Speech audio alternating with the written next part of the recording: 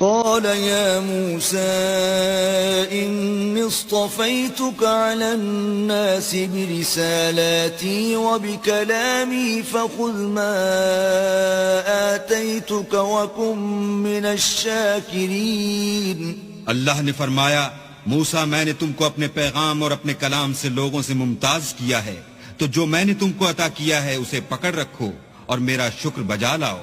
وَكَتَبْنَا لَهُ فِي الْأَلْوَاحِ مِنْ كُلِّ شَيْءٍ مَوْعِظَةً وَتَفْصِيلًا لِكُلِّ شَيْءٍ فَخُذْهَا بِقُوَّةٍ وَأْمُرْ قَوْمَكَ يَأْخُذُوا بِأَحْسَنِهَا سَأُرِيكُمْ دَارَ الْفَاسِقِينَ. اور ہم نے تورات کی تختیوں میں ان کے لیے ہر قسم کی نصیحت اور ہر چیز کی تفصیل لکھ دی.